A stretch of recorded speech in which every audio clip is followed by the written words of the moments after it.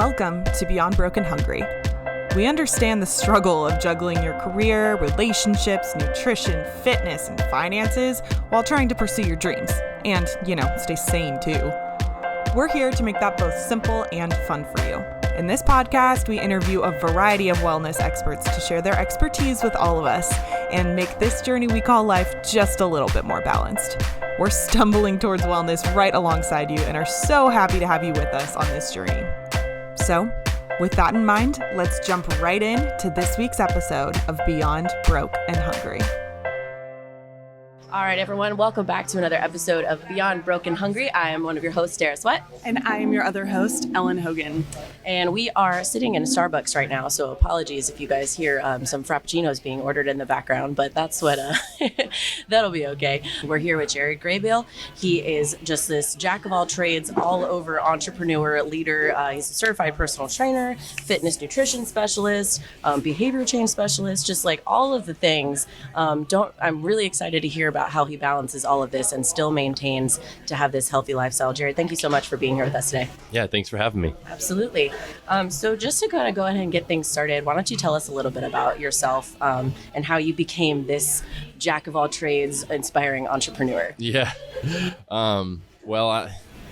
It's a funny question because you never really intended to become a jack of all trades, sure. Inspiring entrepreneur. I mean, maybe some people do these days because, 20 years ago, that wasn't on the docket of career goals, right. Inspiring entrepreneur. But yeah, it was like accountant or math teacher or something. Right. To, I guess, sum it all up, I mean, when I was really young, I learned the value of the dollar probably earlier than most kids because most young kids, even lower income kids, had some level of allowance or didn't really know what they needed as much as I did. For example, growing up, we got to shop for new school stuff once a year with my grandparents, and we got a budget to do that, right? So right away, not only did that help me budget, but I learned right away, I need to pursue a life of financial freedom at a young age. And that created a lot of unhealthy habits as a kid and as a teenager and in my early 20s. But that transitioned into a lot of, I would say, talents and skills and just education around how to be an entrepreneur. I don't know if it made me an inspiring entrepreneur, but I think maybe 6 years ago when I gave my life to Christ and shifted how I pursue capitalism, right. And then everything that comes with that. And I think that probably transitioned me into maybe being the inspiring one because ironically, I pursued a life of capitalism and gain for a long time, and I just could never keep up or catch up. Right. And then when I gave my life to Christ and started trying to live that way, because it is an effort, it's a try really. Absolutely. More than it is a do. Every single day. Yeah. It changed the way that I look at what I was doing. And then I literally left my old job, started a business, and I've done everything possible to make this business a reality and to help people by doing so. So I think when you ask me how am I a jack of all trades, I'm a natural learner. Sure. I don't know if you've ever heard of the Gallup Strength Finder test. It identifies your top 5 strengths, but my number 1 strength is a learner. My number 2 strength is input. So not only do I love to learn, but I love to store information in my brain. I think it makes me interesting. I don't know why. I'm not saying that I think people think I'm interesting, but I think that when I store knowledge, I get to become interesting. You know what I mean? Yeah. I get to have fun facts and stuff. Right. I literally have them in my iPhone notes. But anyways, so because of that, I guess when you ask about jack of all trades, I know a little bit about a lot of things because I'm just so interested in so many different things. Like you said, personal training to entrepreneurship to leadership to, you name it, and I'm probably interested in knowing a little bit about it. Sure. So I just try to educate myself on everything all the time. Right. Awesome. So what are the things that you maybe focus on more and more in your every single day, or are you doing all of these things every day? Yeah. So I focus on a handful of things every single day. One is obviously my full-time job, running my company, SuperFit Foods, and everything that it takes to continue to grow this business, to create a better environment and opportunity for our employees, but at the same time creating a better service and product for our clients, and then making a bigger impact in our community. So I'm thinking about all those 3 things every single day. At the same time, my personal health goals and fitness goals and like fitness journey is a top priority for me. If anything, it's a higher priority than my career because it translates into everything I do with my work. And I'm blessed to have a fitness business. So it's so relative. But so every single day, I mean, I'm spending 2 hours in the gym working on my body. And at the same time, I eat healthy every day because I have the luxury of owning a meal prep company. Sure. I'm also still in school. So like I continue to take classes every semester, currently at UNF. Because I just committed to getting my undergrad 12 years ago and it's been a journey and, you know, starting a business and moving around a lot, like it makes it difficult to finish that. So I take 1 or 2 classes a semester. So I'm always, and what that does is it keeps me accountable to learning regularly. So on a weekly or sometimes daily basis, I'm doing homework and I'm learning in that area. And then I read maybe 2 books a month and they're always going to rotate like the type of books that I like to read. I want to have like practical knowledge walking away from most books. Some are just interesting memoirs or biographies and stuff like that. So, but I say all that to say, like, I literally have a list of 15 things I like to do every single day. One of those is like wake up on time. Another one is learn something new. Another one is meet someone new. Another one is read 10 plus pages. Another one is exercise. So it's like all these little things that I don't even have to check them off anymore, but I've committed to doing all these little things every day for so long that like learning is a habit daily, meeting new people is a habit daily, exercising is a habit daily, eating healthy, like all these things are just natural for me. Ingrained in your Your kind of non-negotiables of your day. For the most part, Awesome. So how did you begin this journey of nutrition and fitness? Has this always been something in your life or was it something you discovered later on? Yeah, it was definitely something that like was episodic for me. I mean, we didn't grow up like eating kale and smoothies and stuff like that. Like, I don't think any, 80s, 90s kids definitely did not. I know a couple people that their parents are like crazy health nuts and stuff like that, which it's just, I think it's a higher income kind of thing. But growing up, I mean, it was like bologna sandwiches and Cheetos for dinner and stuff like that. So Easy Mac. that was just normal for me. So when I was 14, 15, I got interested in like the aesthetic component of exercise, right? Like I'm a young boy, testosterone is beginning to produce itself, and I was a skinny kid, so like if one push-up made me bigger, you know what I mean? Like, so I was interested in that stuff for a long time. Like if somebody had a bench press, I'd get under it. I'd do sit-ups like every night, but I wasn't still like thinking about fitness, so the fitness industry. It was really just the vanity behind like I want to look attractive. Right. And then from 11 until this particular instant that I'll explain, I was a big pothead. And I mean like I smoked a ton of weed and I skateboarded all day, every day. School was always easy for me, so I got to focus a lot on literally just smoking weed and skateboarding. And by the time I was 17, I sold a lot of it. I mean, that was my vocation at the time. I did really, really well. Considering the value of wealth, 20 years ago to now, I made almost the same thing I make now back then. Wow. But, all things like that usually come to an end. And so I got caught at 17 and basically just like the movies, like a crew of police officers showed up at the house with a warrant for my arrest and all that fun stuff. At 17. So at 17, wow. Which kind of lucked out because I was a minor, sort of lucked out because I was a minor, but they ended up charging me as an adult, but I was penalized much lighter than most adults who had this level of weight just sitting in their apartment and stuff. So long story short, because of that, I had to quit smoking weed. Mm-hmm. And then literally the next day that I quit, a buddy of mine's like, "What are you going to do?" And I'm like, "I really don't know." That was all I did, like every day. He was like, "Why don't you come with me to the gym?" And I was like, "Okay." So we did chest that day. It was like a Monday. And I loved it. I loved everything about it. And so I went with him Tuesday and Wednesday and Thursday. And it was like, then I began measuring my benchmarks and my actual biceps. You know what I mean? Like it became a thing that I was passionate about right away. And then very shortly afterwards, I mean, I'm prone to injury, so I got hurt. And so I'm like studying how to not get hurt, which led me to like, oh, I'm actually getting kind of good at teaching this, and I love teaching. So I started getting passionate about that, and that's what got me into fitness was that. I mean, I haven't stopped working out since that particular incident. That's awesome. Very cool. So we'd love to hear a little bit more about SuperFit Foods and how all of that got started. So what was your motivation behind it? And tell us a little bit about that whole story. Yeah, so SuperFit is like this very So after getting in trouble and starting to work out, obviously I was passionate about the fitness industry. Ended up spending some time in jail the summer after I got caught because I eventually got sentenced. And in jail, I was inspired to be a trainer. Long story short, got a job at a gym shortly after I got out of jail. Worked in the fitness industry for about 6 years.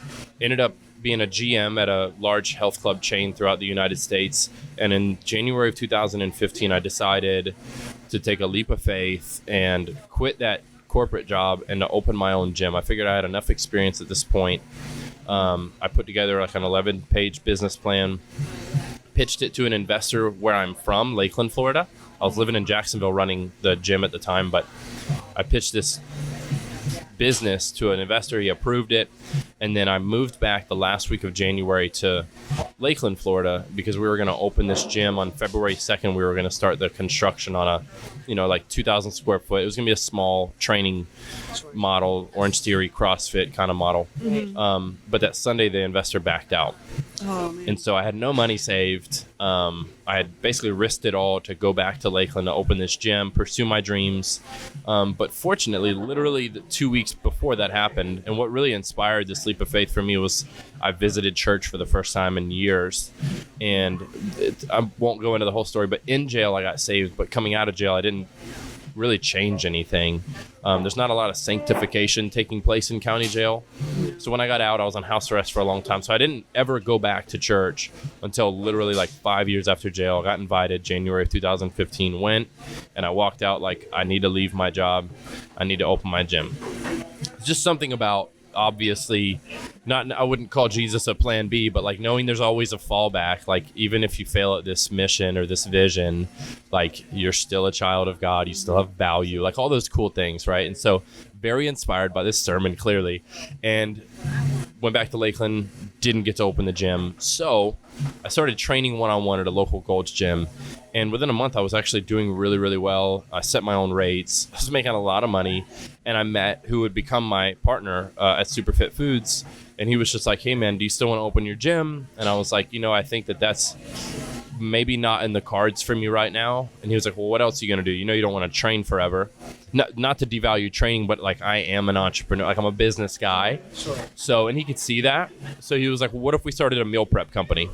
And the reason why he said that was, one, it was just kind of starting in other cities. Like it was an idea that was going around to like meal prep for people. And then two, all my clients followed my diet plans because I made realistic diet plans for real people, not these cookie cutter bodybuilding plans. And then three, I was a bodybuilder. So like I knew the value of eating healthy, and like I was a walking advertisement for eating healthy meals. And so when he said that, I thought back on all the times my clients over the years of being in the fitness industry said, Jared, I'd eat healthy if you made it for me. And I just laughed about it for years. Like I never thought I would, actually go and do that. Okay, yeah. Yeah, good one. So when he said that, I was like, I could sell that. Like I could start something like that. And in my mind, it was a way smaller idea. We never imagined it would be what it is now. If I would have thought that I'd have to know what I know now to run this business, I would not have started it. Yeah, we started small. I came up with the name about a week later. We got incorporated like a week after that. Came up with the name SuperFit Foods. We were incorporated in May of 2015. And basically like a half of my clients signed up the first week, which is kind of a lot of people for your first week, like 20, 30 people. And right away we were in a commissary kitchen. And then within 6 months, we had to build out a whole kitchen and take our first small business loan and do that whole thing. So yeah, about 2 or 3 years later, I ended up buying out my partner and moving everything to Jacksonville. And now we ship nationwide. We've got all our pickup locations here. And so that's kind of the origin story for the most part. That's amazing. That is really impressive. Yes. And the fact that you were able to like just pick up the business and like shift it somewhere else and then ship nationwide, like what are some of the places? Obviously Jacksonville is probably the biggest hub, but what's a random popular place that you guys ship out to? We haven't spent $1 advertising outside of Northeast Florida. So I wouldn't say that we necessarily have I guess I could just say like Florida. Okay. You know what I mean? Because it's $20 priority overnight to deliver anywhere in Florida for us. That's our rate. Now, if you live in California, it's going to be like $70 to ship it to your house. So like we're just not that popular in places like that. Now, even though if you do the math, just for the audience who might live in California, your meals are like $16 out there. Ours are like $9. So even if you bought ours and paid the shipping, it's probably still cheaper. But nobody's doing the math like that. So, but yeah, so our most popular shipping clients would be South Georgia and all over Florida. But really only like 8% of our business is in shipping. The other 92 plus is all throughout Northeast Florida, whether it's the local delivery or the pickup locations that they visit. Awesome. And how are you getting your clients? Like obviously you work with clients that you personal train and things like that and word of mouth, but you said that you're not advertising outside of Florida, but do you do some digital marketing within the state? And 100%. region? Yeah. The majority, I mean, word of mouth is still our strongest platform. Sure. When people sign up, they kind of have to fill in like, how'd you hear about us? And then there's categories in there. So word of mouth is usually the highest one. The second one is either Google or Instagram. And we spend a good amount of money on Google, Instagram, Facebook. We mess around from time to time with things like Pinterest or TikTok, but we really double down on Google and Instagram. Very cool. What are some of the biggest like questions and concerns that some of your clients come to you with, whether it's nutrition? I mean, both nutrition and personal training kind of go hand in hand. So what are some of those big questions that you're getting from your clients? So these days, I don't work as closely with our clients as I once did in the beginning, and it's certainly as I once did when I was a trainer. So the questions have changed a lot for me because I don't answer the phones, and I don't do a lot of the marketing hands-on. I really just do a lot of the strategy and then delegate. Sure. But I would say, honestly, a lot of the questions that we get are silly. No offense if you're a client and you're listening. It's more or less like, how do I sign up? And you're kind of like, well, you just click the sign up button. But, or we get like the general or the vague, like, how does it work? And then we have to explain, because this SuperFit Foods is a little complicated once you get into it. And that's what makes us so special. So we're fully customizable. And that's really a mouthful summed up in 2 words. What that means is that basically we have 3 different plans. So lean down, sustain, and build up, which is basically small, medium, large. Right? So once you kind of know what your goals are, you can identify, I want to do the sustain plan. Then from there, we have 3 different types of meals. So we have main meals, which are like protein, starch, veggie, what you think about whenever you prep from home. Then we have boost meals, which is like our flexible on-the-go version of a healthy meal, which could be flatbreads, wraps, salads, quesadillas.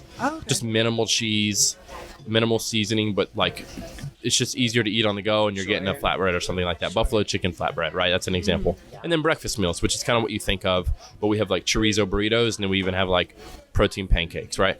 So once you choose kind of what you're looking for, the last page before you check out lets you identify all your dislikes, which this is really what makes us the most unique meal prep company, I think, in existence, because you can say you want all these things, but the whole time you're still worried, like, well, what if they make me something I don't like? This is the page where you say, well, I don't like onions, so no onions, no gluten, I'm allergic to dairy, no dairy.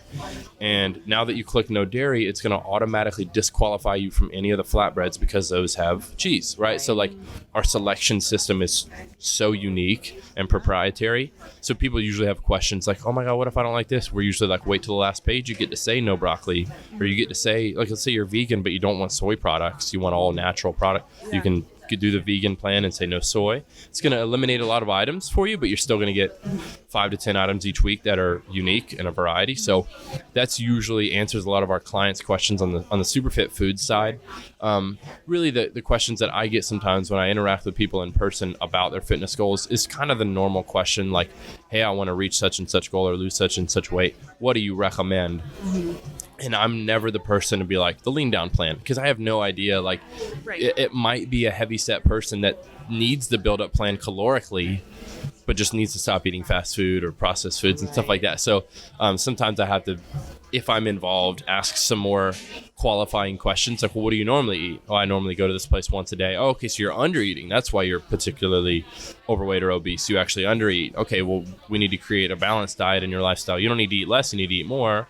So I would recommend 2, 3 sustained meals a day, something like that. But I don't really have the opportunity to work with people as hands-on like that these days, just because of the scalability of the business. So a couple questions about that, actually. So first off, you were saying that, a lot of the time, if you are overweight and you're under eating, it's actually worse for you because your body holds on to it. So could you go into that a little bit more and explain that to our listeners a bit? Yeah. I mean, I would say more often than not, and this is a big generalization, but more often than not, overweight or obese people are usually under eating because we have caloric needs and we have what's called a basal metabolic rate. And when you're bigger, you're going to have a higher basal metabolic rate. Now, what basal metabolic rate is the calories that you burn at rest each day. Like you and I both, all of us are burning calories right now. You're even burning calories when you sleep because your body's always working no matter what. And so bigger people usually have a higher BMR because your body's a machine. And right, like when you drive a big truck, it takes more gas than a small car, right? So same thing applies to that. And so if, let's say your BMR is 2,000 calories and you're 300 pounds, and you're eating one meal a day, granted, let's just also make an assumption that it's McDonald's, right? You're eating an 800 calorie meal. That's 650 of those calories are empty. They're bad for you.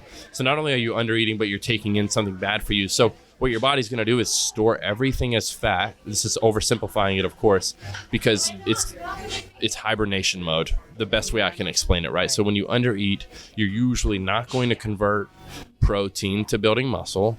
You're not going to convert carbohydrates to energy. Everything's ultimately, and again, this is an oversimplification, everything's ultimately going to convert to some form of fat for survival mode. And of course, if you're not active and if you're doing this every day for a long period of time, it will turn into becoming overweight or obese.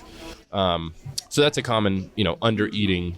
And of course, you go into what's called being in a catabolic mode, where you continue to eat away at your muscle tissue to induce, your metabolism. So without being too sciencey, I guess that's the best way I can explain it. No, that was a great explanation of it. And also going back a little bit to all that you were explaining about your different, there's the lean down, the sustain, and then to like the build up. Yeah, the build up.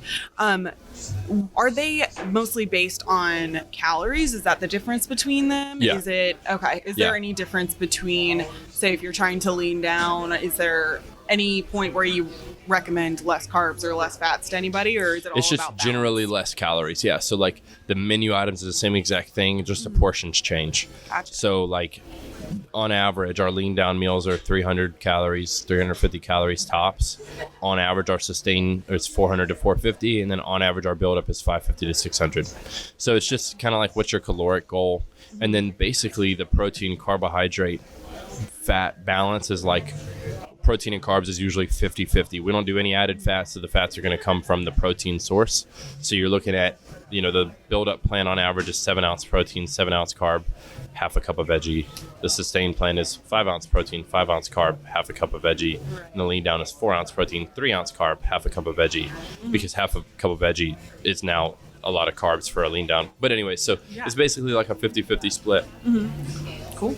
Very cool. With these meals, do you recommend people getting them and having them breakfast, lunch, dinner, or or is there options to do them like having maybe 3 a week, and that way maybe they want to prep, but then they maybe have a day they don't want to cook, they just want to put something together? Like, what are some recommendations in that way in prepping, with whether they're prepping in the kitchen or prepping using SuperFit Foods? What do you recommend? Yeah, that's a great question. My best recommendation typically is identifying all the times throughout the week that you struggle the most and getting meals to fit in those windows. Let's say, for example, Monday morning, you're always in a rush. You already know that. You skip breakfast every Monday morning. Then Wednesday, you always have projects due in the middle of the day, so you never go out to lunch, you skip a meal, right? So identifying those periods of time where you struggle the most, and that could be 15 times a week. So then I would recommend 15 meals a week. Some of our clients are like, Jared, I just want you guys to do it all for me. Okay, cool. So order, 3 meals a day for 7 days a week, 21 meals. But I don't typically recommend that for a lot of people because you can get burnt out on eating healthy food very easily, and you have to have balance and flexibility. Sure. And so, for example, every meal I eat is not SuperFit Foods. A lot of them are, because why not? Right. But Friday, Saturday night, I'm probably not eating a SuperFit meal. Or if I am, it's a SuperFit Boost meal, and it's a build-up SuperFit tacos or something like that, Right. So my recommendation, I guess if I were to give you an average number, it would be 10 meals a week, because most people struggle 10 times a week to eat healthy. And when it's already prepared and in the fridge, you don't have to make a decision at that point. You just go heat it up and eat it. Right. And the next thing you know, you're full and you can go back to work or back to playing with the kids or back to rushing in the morning. Sure. But it's usually 2 different clients that fail on our plan. I don't call it a plan because we're not really planning for you, but people that do like 5 meals a week, not usually, but sometimes they'll reach out and say, hey, I'm not reaching my goals. And we're like, well, you're giving us 5 opportunities to help you, and you're supposed to be eating 21 times a week on average.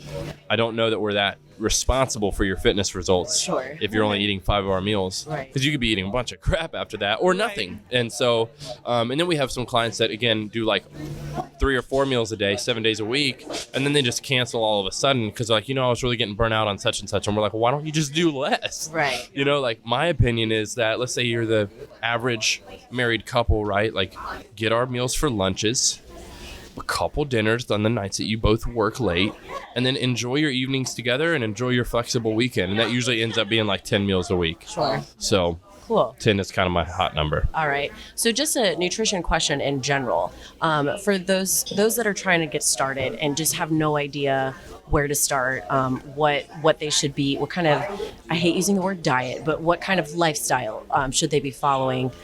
What advice do you have for those people that are just clueless? Where to start? Well, the first thing I would do, honestly, is audit what you're already doing, because you don't really know what you need to fix if you don't know what's broken. Absolutely.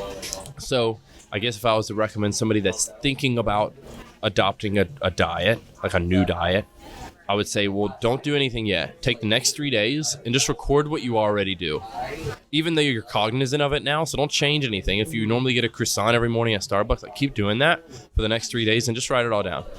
Then you can identify like, oh, okay, well, I'm skipping lunch. I'm eating a bad breakfast, but my dinner's actually not that bad. So you don't need to beat yourself up entirely. Just beat yourself up about breakfast and lunch. Right. Just kidding, kind of. But so that would be the first thing, is like identifying where you're really potentially failing or where you're just not nourishing your body. Sure. And then it would be to get a level of education on what macronutrients are.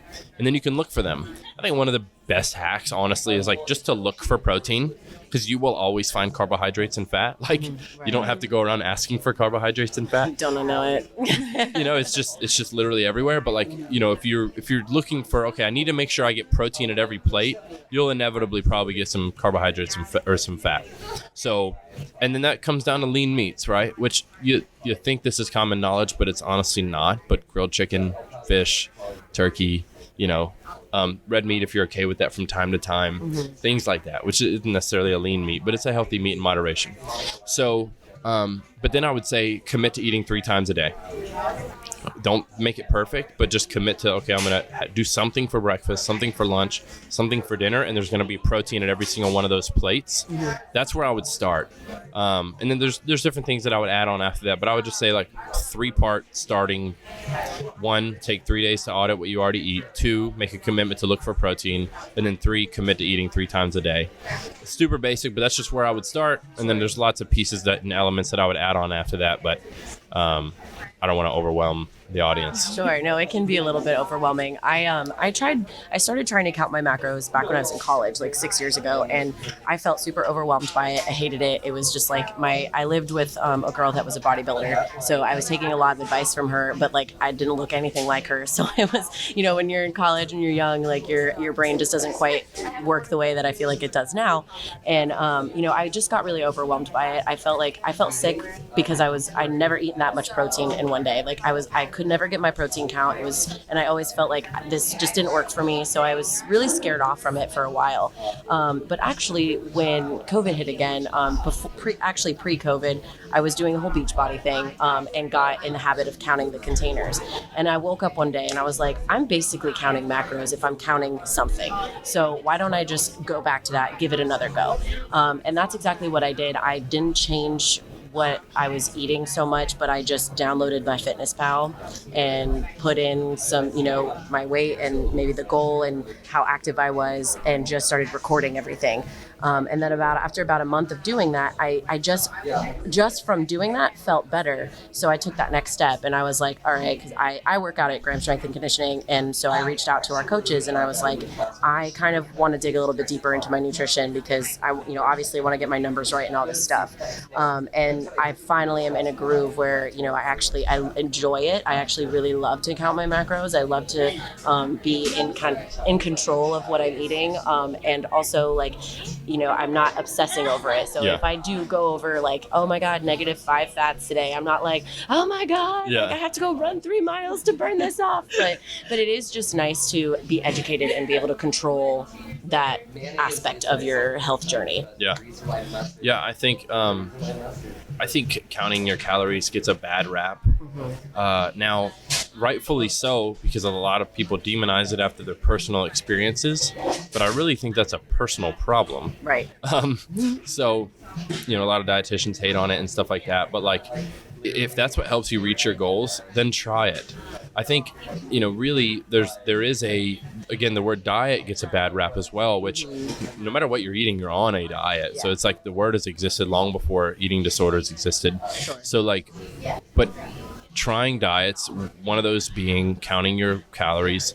If you try it and you absolutely hate it, then maybe it didn't work for you. Then try something else. But I think trying it, no matter who you are, at least once for a couple weeks, just helps you gain so much more competence around the literal caloric weight of different foods, right? You might eat something and think, everyone knows avocado is pretty healthy.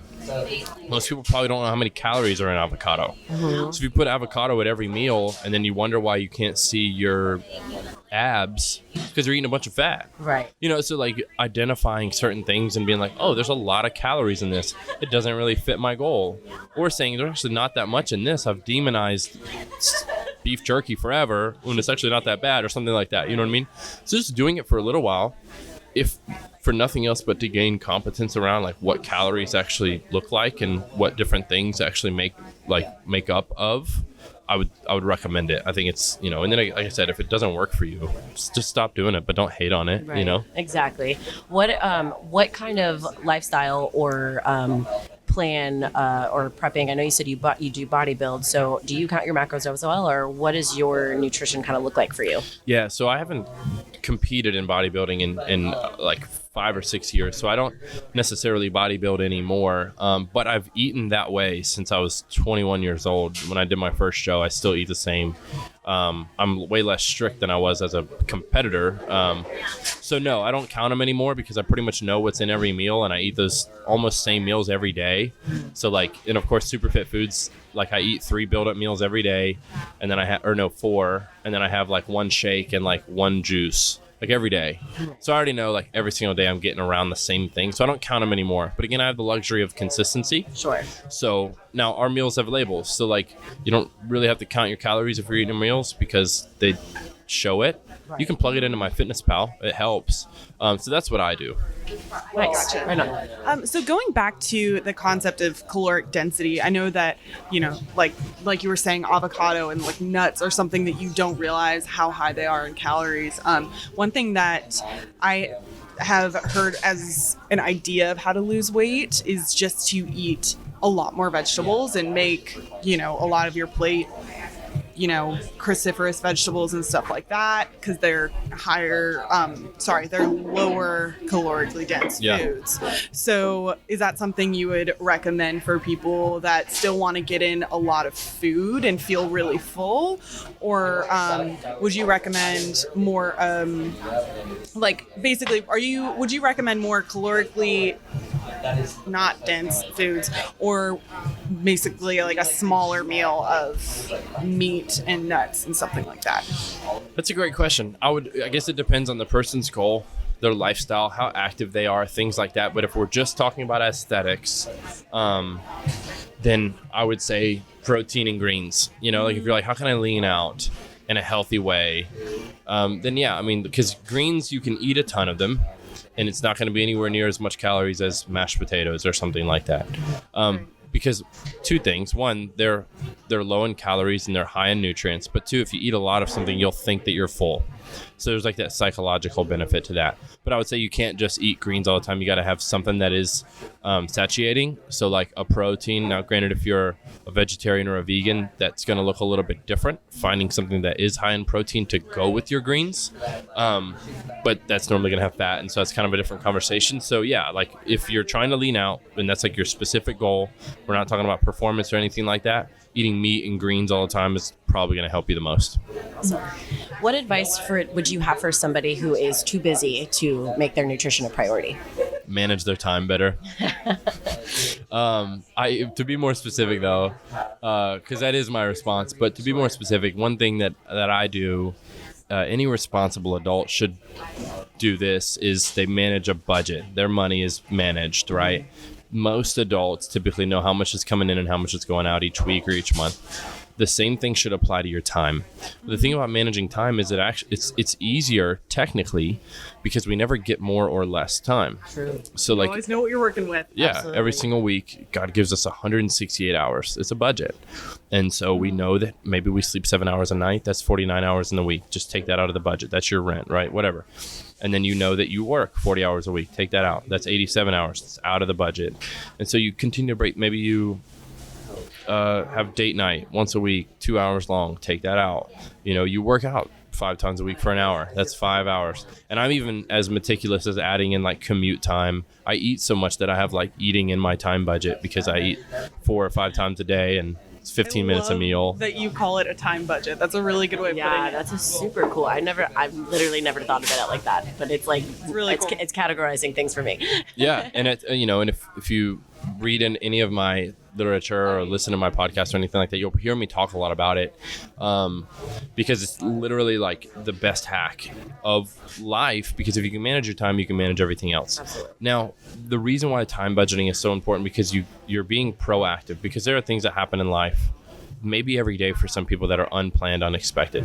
You can't put those in your time budget, so you might as well put everything else in there. You know what I mean?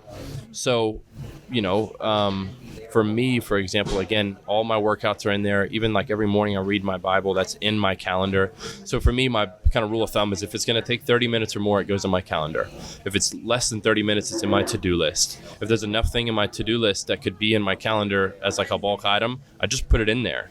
So like if I'm running errands and I needed to go by Publix, stop by a friend's and go, I don't know, wash my truck, that's going to go in my calendar for 1 hour because I can do that as like a round trip. So it's not even in my to-do list anymore. So I block everything in my calendar just like you would if you had a doctor's appointment or anything else. So if my buddy's like, hey, let's hang out next week, I'm like, all right, cool. I'm free Monday night and Thursday night at 7. Which one's better for you? He says 7, and I send him a calendar invite for Thursday at 7. And now we have a 7 to 9 Thursday. You know what I mean? That's just how I live my life. And it's meticulous, but it's fruitful. And that's what I recommend everybody else do. Awesome. Yeah. So, question for people: what do you recommend for people who are? I know right now it's 2020. This will be coming out early next year. Hopefully, COVID is over and you can travel again. But I, for example, used to be a touring musician. We didn't have much money to work with in our budget, and so I had to basically prep every meal that I brought with me. But also there were a lot of times that if I couldn't prep everything for an entire week. So I had to, go to fast food joints and stuff like that. But what are some tips you have for when you're on the road and low budget? Yeah. Well, fast food also gets a really bad rap, which I think it should. But because times are changing, a lot of these fast food restaurants are coming out with healthy items. Now, their psychology, and I know this because I'm in the food marketing business, is that if they come out with these items, they will please the public, but nobody's going to buy them, and that's okay. Because the moment you walk in McDonald's, you smell their fries, and you're not going to buy a grilled chicken wrap. Mm-hmm. You're not wrong. Everything changes. Your self-control changes. You're like, I was going to eat healthy until I walked in here. So this is if you're traveling and you absolutely cannot prep food, order on their app and order something healthy. That way, when you get there, it's already bought and paid for. You got to eat the wrap instead of the Chick-fil-A sandwich, right? Like, and so you do have a lot of healthy options at fast food restaurants these days. So that's like my first thing is like order ahead of time, because you're always probably a wiser person in advance than when you walk in and you smell the fried chicken or you smell the French fries or whatever. So order ahead. Now, if you can't order ahead, or if you want to stray from fast food in general, I mean, there's, again, it's a lot easier these days than even maybe 2 or 3 years ago when you were touring, because like every gate station or 7-Eleven now has like a fresh section of like fresh snacks. And so again, these are healthy foods. You've got apples, bananas, you've got little like small charcuterie boards and stuff like that, which are relatively healthy. Hard-boiled eggs. Yeah, you just got to look for it these days, honestly. And then again, it kind of goes back to that original thing, like look for protein, everything else will follow. So if you're looking for hard-boiled eggs, like there's fat in that, and maybe grab a fruit. And now you've got a meal with protein, carbohydrates, and veggies. But again, that comes to self-discipline, because even I can walk in a gate station and I can see those like taquitos on the roller and it's going to look more attractive than the apple and the hard-boiled eggs, but I have to remember like, well, this makes me feel better. Right. And especially being on the road, like I don't want to feel like that on the road, having to stop somewhere and like just, you know, your stomach doesn't feel good, all that stuff. So so those are a couple recommendations. And then like you can go, like wraps are my thing. If I'm traveling, I'm going to go in a grocery store, buy a pack of 10 low-calorie tortillas, and I'm going to go in the fresh food section and get like some pre-prepared chicken breast or something, and I'm just going to have my own way to prepare wraps everywhere I go. It's kind of boring, right? If I've just got lettuce, chicken, and some wraps on me, but like what also sucks is spending a lot of money and not feeling good after you eat. Yeah. Right. So like, again, until not too long ago, I was not a financially secure person, right? So like I've had to learn how to eat healthy for years. And really the smartest thing you can do if you're not traveling, if you're at home, is just going Sam's Club on a Sunday and buying everything in bulk and then making it up that night and then eating it throughout the week. You're going to spend $2 to $3 a meal, which, you know, if you're eating, we'll just say 20 times a week, that's $40 for the week versus like $40 in one sitting, you know, where most people are doing that maybe in 2 or 3 sittings, but still. Yeah, absolutely. I was the queen of prepping like overnight oats with chia seeds and protein powder. That was my go-to, especially when we were on the road and we were going to be in our like van for 10 hours. I could bring that and bring, you know, some fruit.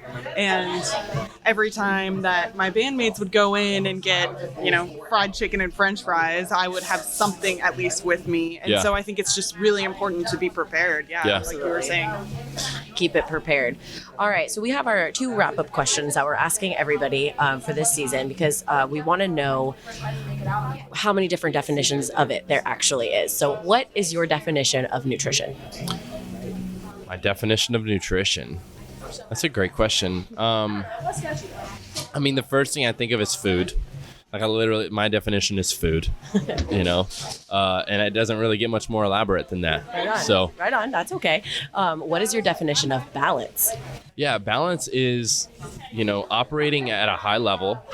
And so what I mean by that is eating healthy enough to where you know that you're sleeping well, you're thinking well, you're moving well, but at the same time, not stressing how healthy you eat.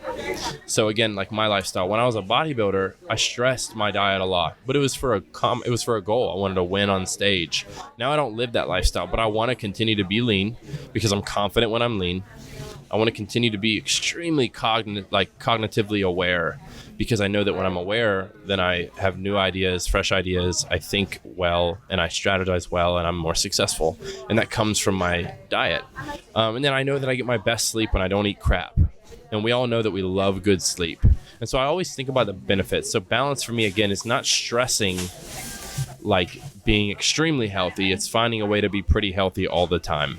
Right on. Absolutely. All right, just to wrap up, is there any piece of advice or anything that you would like to add that you feel that people can really take away from this? Yeah, one thing, since we're really diving into the topic of diet, and I guess this would be a hack that goes back to your original question of what I tell people when they ask me, like, how to eat healthy is like, it goes to the question balance too. Because I'm a math guy.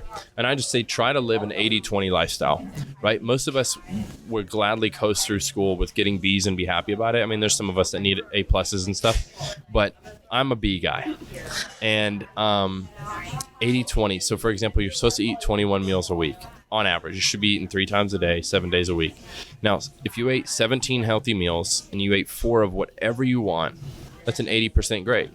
You're winning, right? Now, if you were to say, you're letting me eat 4 of whatever I want, that can't be a diet. Try it. So let's just say that Thursday, Friday, Saturday, and Sunday night, you can eat whatever dinner you want. But for the other 17 meals, commit to eating something healthy. And just always look forward to those. You can call them cheat, you can call them treats, you can call them whatever you want. So that is one practical advice I give people. Like, just eat 17 good meals, eat 4 bad ones, and do it every week. Awesome. And it'll be a lot easier. Very cool. All right. Well, this was awesome. I feel like there's a lot to take away. I feel like now I'm already a calendar person. So now I'm going to go divide my days by hours now and annoy my friends even more about my tight schedule. It's going to be great. I'm going to start sending calendar invites. Yeah. But thank you, Jared, so much for talking with us and giving us and our listeners some advice about nutrition. How can people find you on social media and your website and whatnot? Yeah. I'm most active on Instagram. So Jared Axel Graybeal. It's AXL. It's my real middle name. And then my website is just jaredgraybeal.com. Awesome. Well, thanks so much. This was so fun, and I feel like we have a lot to take away from it, so we appreciate it. Yeah, thanks for having me. Thank you. Thanks again for tuning into this week's episode. We really hope you enjoyed it. If you aren't already, be sure to subscribe to Beyond Broken Hungry wherever you get your podcast so you can be notified every time a new episode drops. It would also mean the world to us if you rate, review, and share the podcast too so more people can join the tribe. Follow us on social media at Beyond Broke and Hungry to interact with us and see how we're stumbling towards wellness one day at a time.